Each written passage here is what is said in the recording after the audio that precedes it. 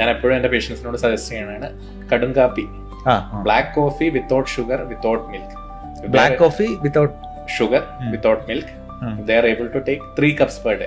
3 cups per day. അതായത് 3 cup കാപ്പി. 3 cup കടും കാപ്പി കുടിക്കുകയാണ്, മധുരം ഇടാതെ കുടിക്കുകയാണെങ്കിൽ അത്രയും നല്ല വേറെ ഒന്നുമില്ല.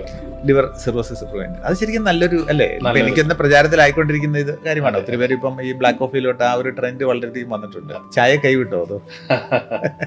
We are more coffee pro. Coffee pro അല്ലേ? തീർച്ചയായിട്ടും അത് നല്ലൊരു കാര്യമല്ലേ. കോഫിക്ക് ഒത്തിരി ഗുണങ്ങളുണ്ട് എന്ന് ഒത്തിരി പഠനങ്ങൾ കാണിക്കുന്നുണ്ട്. നല്ലൊരു സ്റ്റിമുലന്റ് ആണ്, കൂടാതിരുന്നാൽ മതി.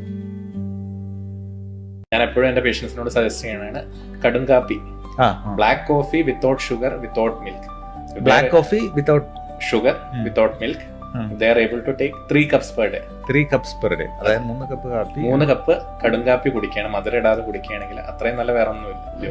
Liver cirrhosis prevent. അത് ശരിക്കും നല്ലൊരു അല്ലേ, എനിക്ക് എന്താ പ്രചാരത്തിലായിക്കൊണ്ടിരിക്കുന്ന ഇത് കാര്യമാണ്. ഒത്തിരി പേര് ഇപ്പം ഈ ബ്ലാക്ക് കോഫിയിലോട്ട് ആ ഒരു ട്രെൻഡ് വളരെയധികം വന്നിട്ടുണ്ട്. ചായ കൈവിട്ടോ അതോ?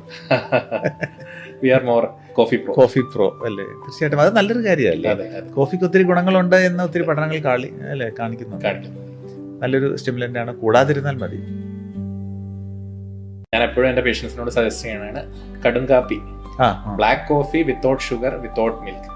Black coffee without sugar without milk.